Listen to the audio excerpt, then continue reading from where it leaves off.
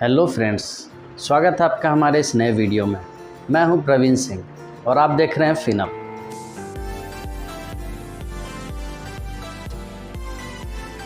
Friends, आज के video में हम बात करने वाले हैं SWP क्या होता है। हमारे एक व्यूअर हैं मिस्टर जसवंत दास, उनका सवाल पढ़ के बता देता हूं। फ्रेंड्स, उनका सवाल आया था कि I am senior citizen 61 years old. I want to invest SWP 12 lakh. After the 1 year, I want 10,000 per month as a pension. Suggest me best fund. तो फ्रेंड्स, इनको 12 लाख म्यूचुअल फंड में इन्वेस्ट करना है और SWP के through इनको हर month 10,000 as a pension अपने account में चाहिए। हमारा वीडियो डेडिकेटेड होगा SWP पे। इसमें हम कवर करेंगे SWP क्या होता है, पहले ये समझेंगे। SWP किनको करना चाहिए, सेकेंड, और थर्ड, किस तरह के फंड्स में हमें SWP करना चाहिए। फ्रेंड्स, अगर आप पहली बार मेरे चैनल पे आए हैं तो चैनल को सब्सक्राइब कर लें और साथ में बेल आइकन को हिट कर दें, इससे मेरे वीडियोस की रेगुलर नोटिफिकेशन आप तक जाती रहे। इस चैनल पे आपको रेगुलर म्यूचुअल फंड्स इन्वेस्टमेंट से रिलेटेड अपडेट्स देखने को मिलेंगे। इस वीडियो में हम लोग का फर्स्ट सवाल है SWP क्या होता है। आइए समझते हैं। SWP का फुल फॉर्म हुआ सिस्टमैटिक विड्रॉल प्लान। इसे ऐसे समझते हैं, SWP के थ्रू आपने लमसम इन्वेस्टमेंट में से पर मंथ एक फिक्स्ड अमाउंट रिडीम करते हैं जो आपके बैंक में क्रेडिट होती है। ये जस्ट SIP का रिवर्स हो गया फ्रेंड्स। SIP में एक फिक्स्ड डेट में आपके अकाउंट से पैसे कट के आपके इन्वेस्ट हो जाते हैं किसी फंड में, और SWP में जस्ट उसी का रिवर्स, आपके फंड में से पैसे रिडीम होके एक फिक्स्ड डेट में आपके अकाउंट में आ जाते हैं। अब फ्रेंड्स, हमारा नेक्स्ट सवाल है कि SWP किनको करना चाहिए। SWP पहला तो SWP वो करते हैं जो आने वाले कुछ दिनों में रिटायर वाले हैं, जैसे सीनियर सिटीज़न हुए वो जनरली SWP करते हैं।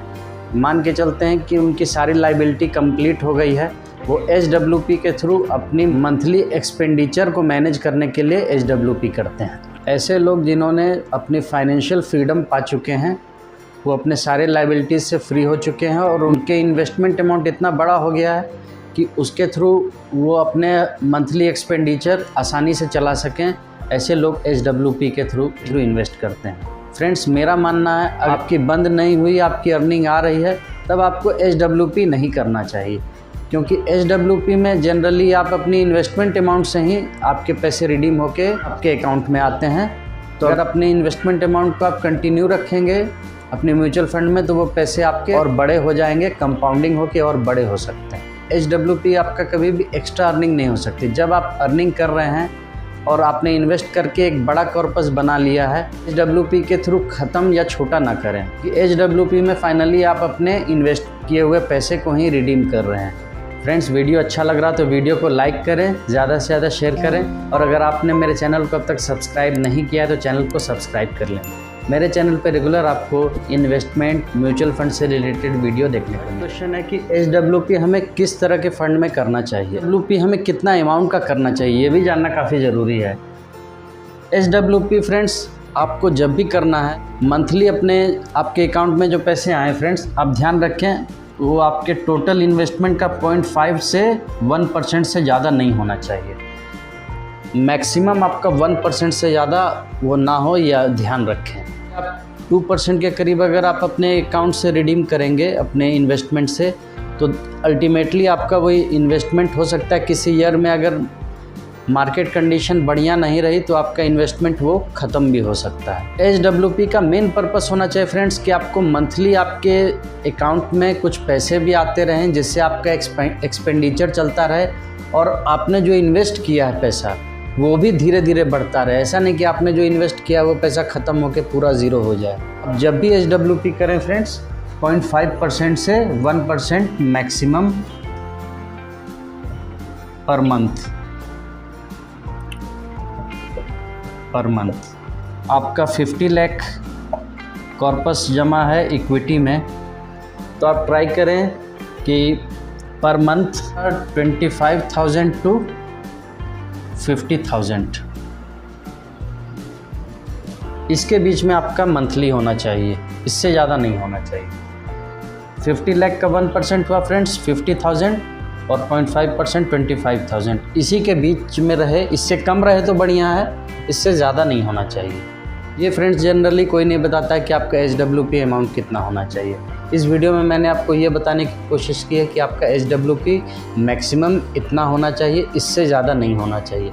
इससे ज़्यादा अगर आपका होता है तो आपका ये अमाउंट जो है ये धीरे धीरे ख़त्म हो सकता है। अगर आपने बिल्कुल भी आप म्यूचुअल फंड नहीं समझते हैं, आप स्टॉक मार्केट बिल्कुल नहीं समझते हैं, तब आप ये 12 लाख जो है सिर्फ कैपिटल प्रोटेक्शन के हिसाब से अगर देखा जाए, आप इसे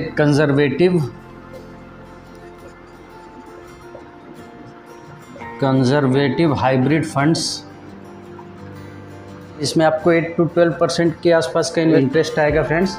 इसमें आपके कैपिटल जो है 12 लाख ये प्रोटेक्टेड रहेंगे। जो आपकी रिक्वायरमेंट है 10,000 की, वो इससे पूरी हो जाएगी। कंजर्वेटिव हाइब्रिड फंड, इस फंड में लगभग 75% आपकी इन्वेस्टमेंट डेट फंड्स में होती है और 10 to 25% का इन्वेस्टमेंट आपकी इक्विटी फंड्स में होती है। तो इसमें इसलिए इंटरेस्ट भी, रेट ऑफ इंटरेस्ट जो है बैंक से ज़्यादा रहता है, लेकिन इक्विटी मार्केट से कम रहता है। इसमें सिर्फ फ्रेंड्स आपकी कैपिटल प्रोटेक्टेड रहेगी और एप्रिसिएशन आपको इसमें नहीं मिल पाएगा। और ये सेकंड जो है, अगर आपने म्यूचुअल फंड में पहले इन्वेस्ट किया हुआ, आप स्टॉक मार्केट को थोड़ा समझते हैं, तब आप इस तरह से इन्वेस्ट कर सकते हैं फ्रेंड्स। पहला हाइब्रिड एग्रेसिव फंड में आपको 50% अपना इन्वेस्ट कर देना है। मान के चलिए अगर आपको 12 लाख इन्वेस्ट करना है तो 6 लाख आपको हाइब्रिड फंड्स में, 2 आप हाइब्रिड फंड चुनेंगे, 2 हाइब्रिड एग्रेसिव फंड चुनेंगे, उसमें आप 3-3 लाख करके इन्वेस्ट कर देंगे। जैसे फ्रेंड्स SIP में आप 4-5 फंड आपको अपने पोर्टफोलियो में रखना चाहिए। 3 से 4 फंड अगर आप अपने पोर्टफोलियो में रखते हैं तो आपका पोर्टफोलियो बढ़िया बनता है। तो 2 आप हाइब्रिड एग्रेसिव फंड चुन लेंगे फ्रेंड्स, उसमें आप 50% अपने अमाउंट को डिप्लॉय कर देना है। फिर सेकेंड, आपको एक लार्ज कैप फंड या निफ्टी 50 इंडेक्स फंड, इन दोनों में से आपको, या तो आप इन दोनों में 25% और 25% इन्वेस्ट कर दें। मतलब इसमें आप 6 लाख इन्वेस्ट हुए और इन दोनों फंड में आप 3 लाख और 3 लाख इन्वेस्ट कर सकते हैं। आपके टोटल 12 लाख इस तरह से इन्वेस्ट हो जाएंगे। 12 लाख ईच फंड में 3 लाख आपके इन्वेस्ट हो रहे हैं। आपके 4 फंड का पोर्टफोलियो बनेगा। या तो ऑप्शनल एक और इसमें आप ऑप्शन ले सकते हैं, आप इन दोनों में से कोई एक फ़ंड चुनें और एक आप large and mid cap fund अपने पोर्टफोलियो में 25% डाल सकते हैं। इन दोनों में से एक आप चुन के एक आप लार्ज एंड मिड कैप, इससे कैप फंड आपके पोर्टफोलियो में एक्स्ट्रा रिटर्न दे सकता है। ये ऑप्शनल है फ्रेंड्स, ये मैंने यहाँ ऑप्शनल लिखा है। ये अगर आपके रिस्क प्रोफाइल को सूट करता है तब आप इसमें करें इन्वेस्ट, नहीं तो आप ये जो पोर्टफोलियो मैंने आपको बताया है ये आपके लिए बेस्ट है। इसमें आपके लार्ज कैप फंड में एक आप 25% इन्वेस्ट कर दें, एक आप निफ्टी 50 इंडेक्स फंड में इन्वेस्ट कर दें और बाकी 50% आप 2 हाइब्रिड एग्रेसिव फंड में इन्वेस्ट कर सकते हैं। इन्वेस्ट करने से फ्रेंड्स आपकी कैपिटल प्रोटेक्टेड भी रहेगी। आप 20 से 25 साल तक, मान के चलते हैं आपकी उम्र अभी 60 to 61 ईयर्स है, 80-85 साल तक अगर आप कंटिन्यू करते हैं ये इन्वेस्टमेंट, तो आपकी पर मंथ आपकी रिक्वायरमेंट भी पूरी होती रहेगी और आपका ये इन्वेस्टमेंट जो है ये कॉर्पस भी धीरे धीरे बढ़ता रहेगा।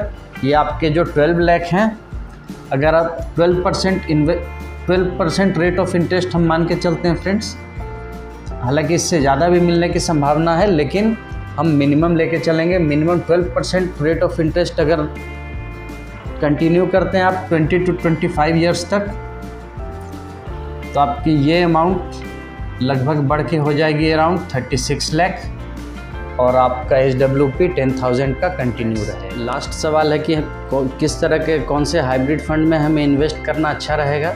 2-3 hybrid fund, aggressive hybrid funds select किए हुए हैं। इनका रिटर्न काफ़ी बढ़िया रहा है, इनका परफॉर्मेंस काफ़ी बढ़िया रहा है। अगर आप कहिएगा तो मैं इन पे डेडिकेटेड वीडियो भी बना दूंगा, लेकिन अभी मैं आपको बता देता हूं, अगर आपको HWP करना है तो आप इन फंड्स पे थोड़ी सी रिसर्च कर लेंगे। ICICI Prudential equity and debt plan, हाँ, एग्रेसिव हाइब्रिड फंड। और थर्ड है क्वांट एब्सोल्यूट फंड।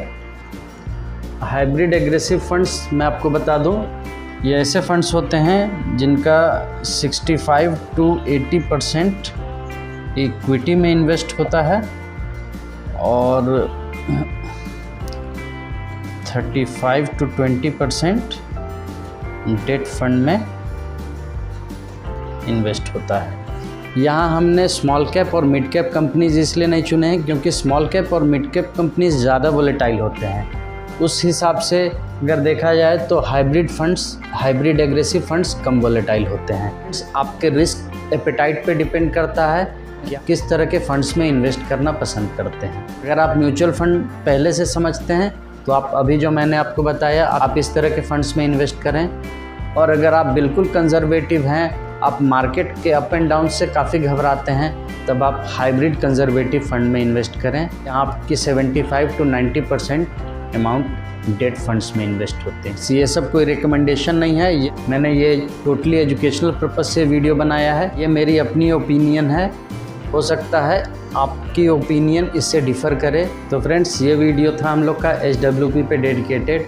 ये वीडियो आप लोग को कैसा लगा कमेंट करके ज़रूर बताएं। और अगर आपके कोई क्वेरीज़ हों, कोई क्वेश्चन है तो आप कमेंट बॉक्स में कमेंट करें, मैं उनके रिप्लाई करूंगा।